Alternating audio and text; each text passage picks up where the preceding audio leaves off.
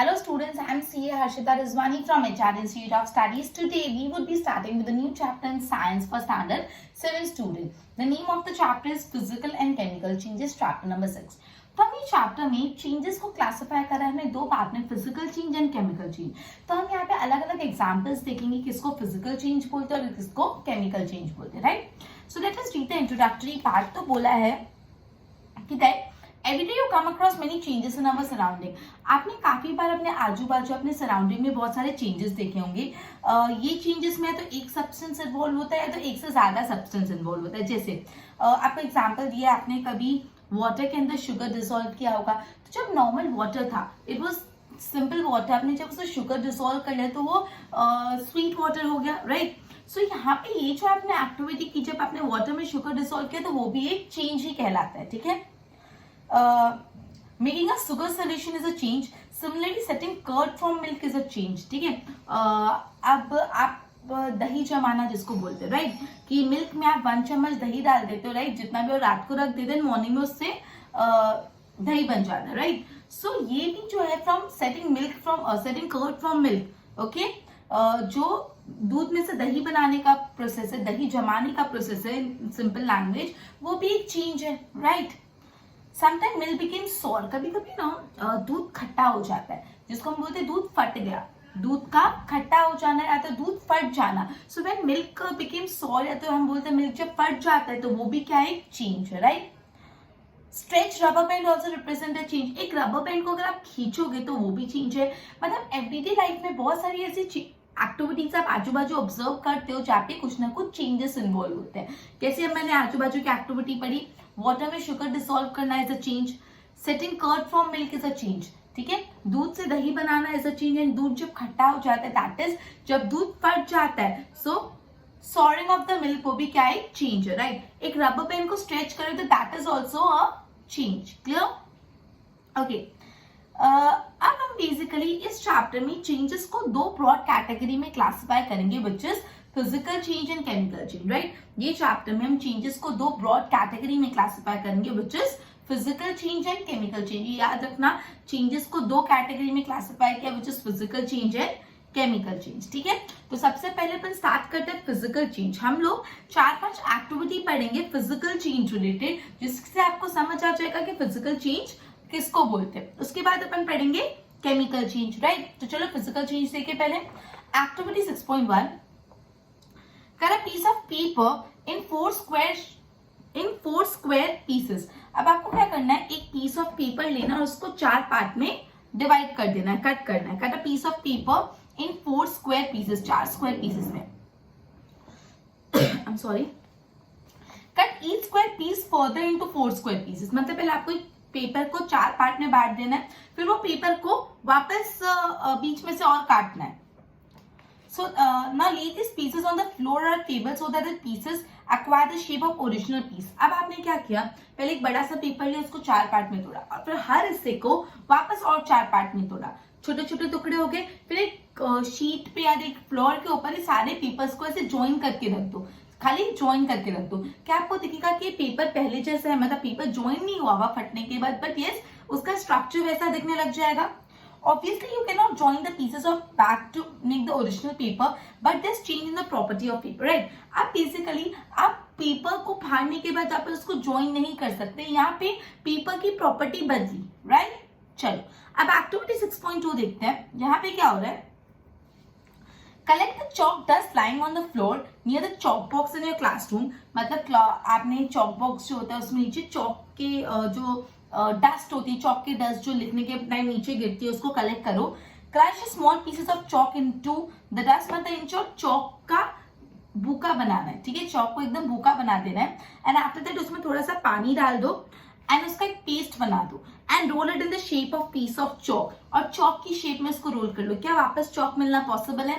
Try this activity at home. Clear? क्या करना है आपको, यू नीड टू टेक कुछ चॉक, एक चॉक लेना, चॉक को थोड़ा भूका बना देना, उस चॉक को पानी में डाल के उसका पेस्ट बना के वापस शेप देके ओरिजिनल चॉक पे क्या आप आ सकते हो, वो ट्राई करना. फिर एक्टिविटी 6.3. एक्टिविटी 6.3 में क्या किया है, take some ice in a glass और अ प्लास्टिक टम्बलर. एक प्लास्टिक टम्बलर या ग्लास के अंदर आइस लो. Melt a small portion of the ice by mixing placing the tumbler in the sun. अब आपको क्या करना है, ये जो आइस है ना उसको मेल्ट करना है, ये आइस को मेल्ट करना है, मतलब जो भी वेसल में हमने आइस डाली है उसको सन के यहाँ पे रख दो, तो सन की हीट से वो आइस मेल्ट हो जाएगी। यह ना the mixture of ice and water. अब आपके पास आइस और वाटर का मिक्सचर है, मतलब कुछ कुछ आइस मेल्ट हो गया तो वाटर में कन्वर्ट हो गया, कुछ कुछ नहीं हुई तो वो आइस ही है। Now place the tumbler in a freezing mixture, ice plus common salt. Okay, now place the tumbler in a freezing mixture, ice plus common salt. Does the water became solid ice once again? फिर आपको देखना है क्या ये जो ice melt हुई वापस solid में convert हो सकती है। Now ये सब activities है, अब इसका conclusion हम आगे पढ़ेंगे। Activity 6.4, boil some water in a container.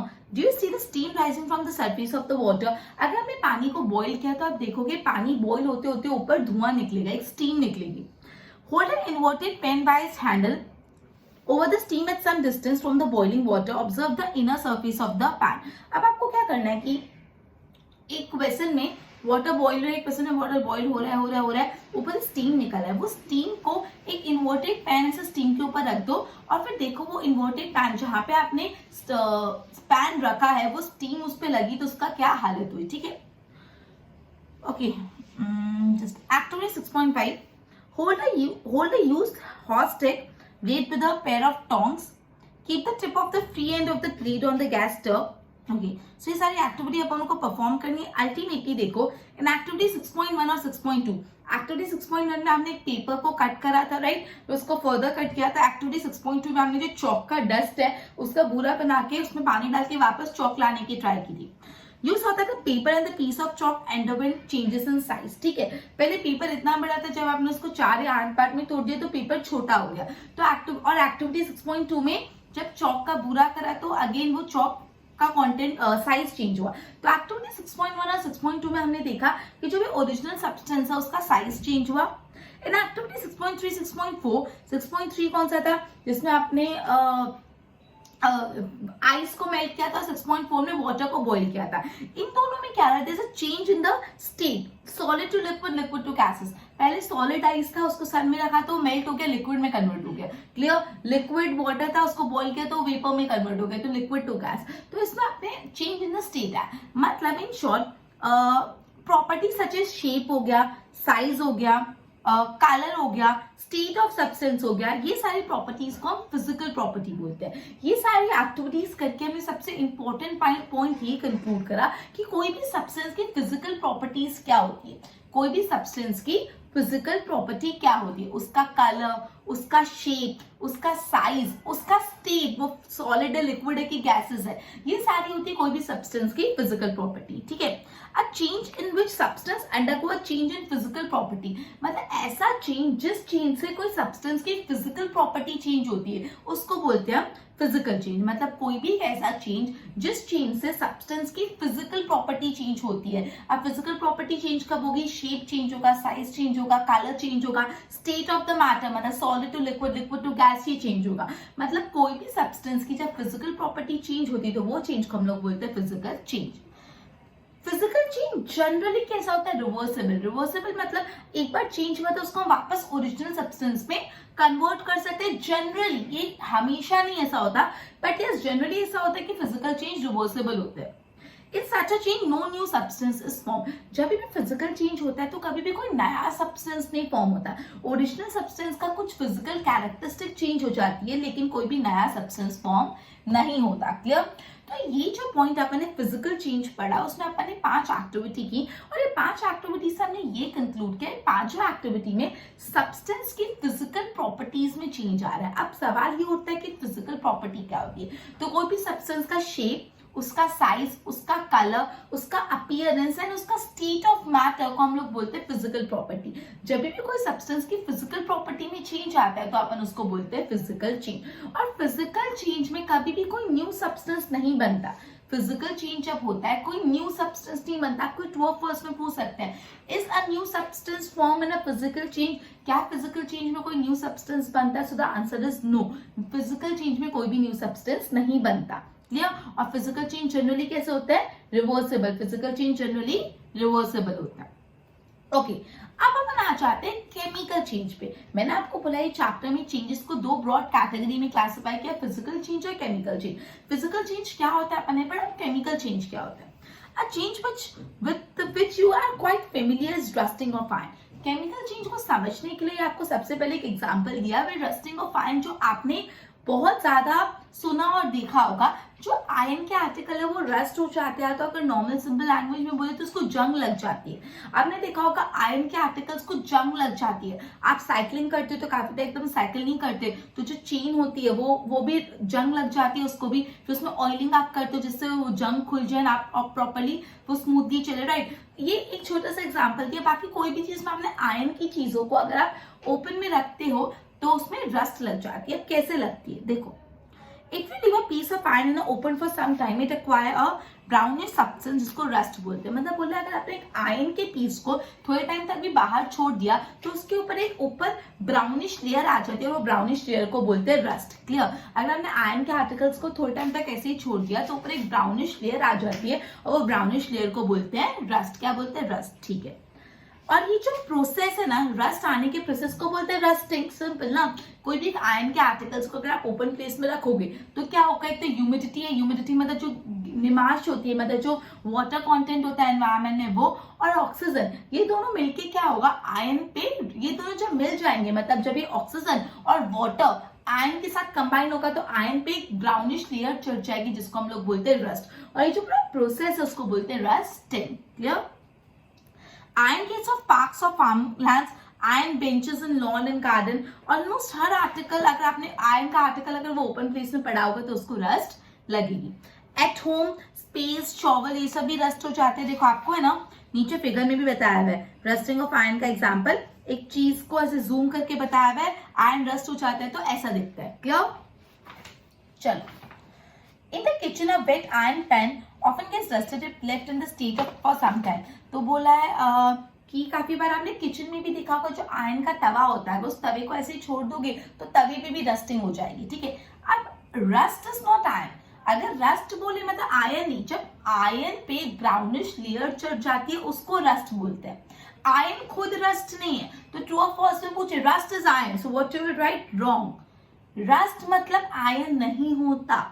Rust एक ब्राउनिश लेयर होती है जो आयरन के ऊपर चढ़ जाती है और ब्राउनिश लेयर को रस्ट बोलते हैं। तो rust is not an iron. Clear. It is different from iron on which it is get deposited. ठीक है, वो आयरन से अलग है, होता है आयरन पे डिपॉजिट होता है। Clear. Let us consider a few more changes which when new substances form. अब हमेशा केमिकल चेंजेस में ना एक नया सब्सटेंस बनता है। मैंने आपको बताया था फिजिकल चेंज में कोई न्यू सब्सटेंस नहीं बनता, लेकिन केमिकल चेंज में हमेशा एक न्यू सब्सटेंस बनता है। तो हम इसके लिए और एक्टिविटीज करें जिससे और केमिकल चेंज का कंसेप्ट आपको क्लियर हो जाए। तो सबसे पहले जो एक्टिविटी हम पढ़ रहे हैं, ये एक्टिविटी बहुत ध्यान से सुनना। ये एक्टिविटी 10th स्टैंडर्ड तक तुमको आएगी, 6th में हो भी, और 7th में हो, 7th, 8th, 9th and 10th हर बार ये एक्टिविटी आती है। सो प्लीज इस पर थोड़ा ज्यादा अटेंशन देना। Burning of magnesium ribbon. Magnesium ribbon को बर्न करते हैं तो क्या होता है, तो what you need to do is आपको मैग्नीशियम रिबन का एक पतली सी स्ट्रिप लेनी है। वो स्ट्रिप को अच्छे से क्लीन कर लो सैंड पेपर से।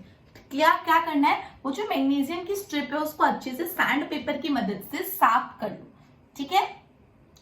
आप क्या करो, ये bring the tip near a candle flame. फिर आपको क्या करना है, वो मैग्नीशियम रिबन को टोंग से पकड़ के मैग्नीशियम रिबन की टिप को एक कैंडल के यहाँ पे लेके आना है, कैंडल की फ्लेम पे लेके आना है।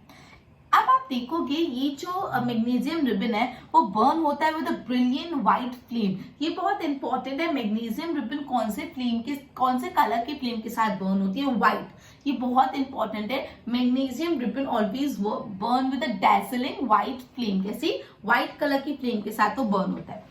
When it is completely burnt, it leaves behind a powdery ashes। और जब पूरी मैग्नीशियम रिबन व्हाइट फ्लेम के साथ बर्न होते होते पूरी बर्न हो जाती है तो एक पाउडरी सब्सटेंस रह जाता है, एक पाउडरी कुछ एश जैसा सब्सटेंस रह जाता है, पाउडर्ड फॉर्म में एशेस रह जाते हैं। क्लियर।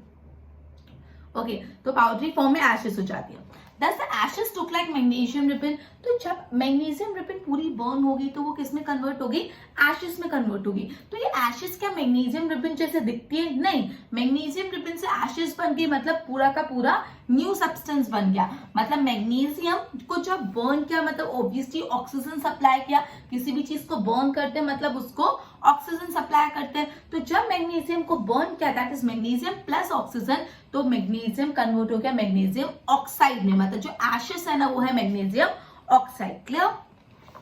अब आगे क्या बोला, इसको और भी क्या करना है, पहले इतना वापस सुनते हैं। मैंने क्या किया, मैग्नीशियम रिबन को बर्न करना है। मैग्नीशियम रिबन को जब आपने टोंग्स की मदद से पकड़ के कैंडल फ्लेम के यहाँ पे लेके आए, तो मैग्नीशियम रिबन कौन से कलर की फ्लेम के साथ बर्न हो रही है, विद डैजलिंग व्हाइट फ्लेम। ये लर्न ही रखना। अब जो मैग्नीशियम रिबन पूरी बर्न हो जाएगी तो नीचे पाउडर एशेस हो जाएंगे। तो क्या मैग्नीशियम रिबन और पाउडर एशेस सेम है? नहीं, मैग्नीशियम रिबन पूरी चेंज हो गई पाउडर्ड एशेस में। तो एक न्यू सब्सटेंस यहाँ पे फॉर्म हुआ which is powdered ashes, right.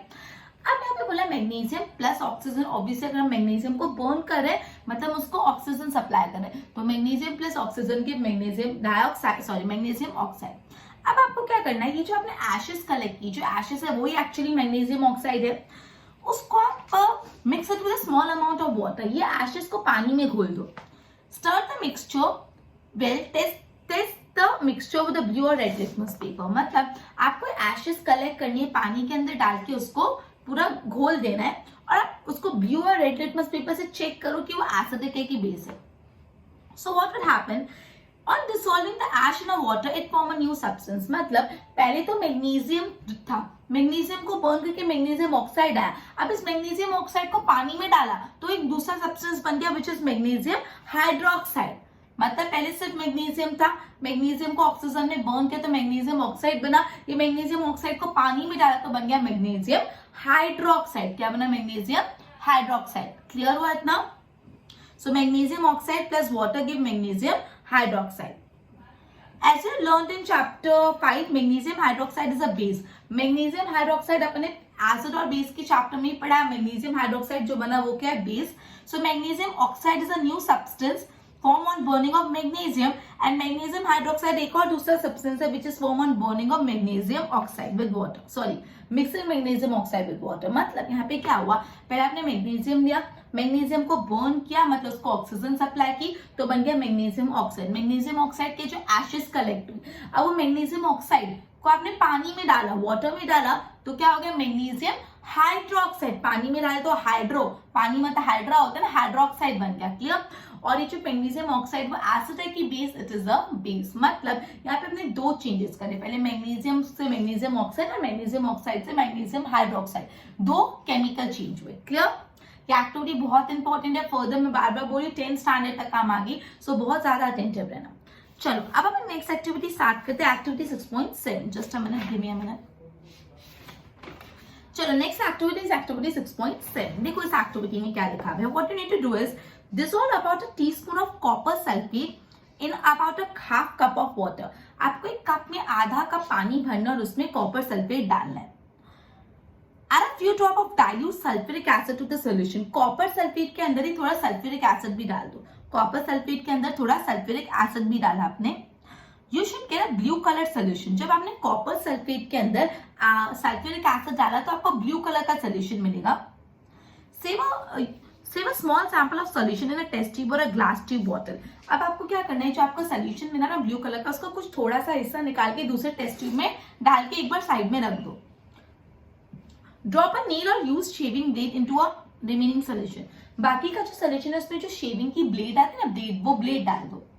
Wait for half an hour and so, आधे घंटे तक वेट करो। व्हाट यू विल ऑब्जर्व, आप compare it with the colour of solution separately. आप क्या ऑब्जर्व करोगे, जब आपने वो सोल्यूशन लिया था कॉपर सल्फेट का सोल्यूशन, वो ब्लू कलर का था। जैसे ही आपने उसमें आयरन की नील डाली तो वो कॉपर सल्फेट का पूरा सोल्यूशन हो गया ग्रीन कलर का।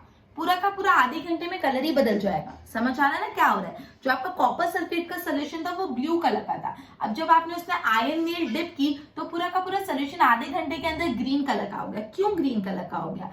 बिकॉज यहाँ पे क्या हुआ, कॉपर सल्फेट था और दूसरा आयरन डाला। आयरन ही डाला ना आपने, जो ब्लेड डाली वो आयरन होता है।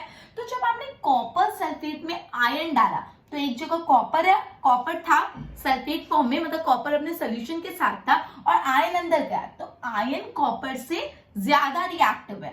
Iron is more reactive than copper, तो आयरन ने कॉपर की जगह ले ली और कॉपर को अकेला कर दिया। सो आयरन कॉपर सल्फेट के बदले हो गया आयरन सल्फेट और कॉपर रह गया अलग।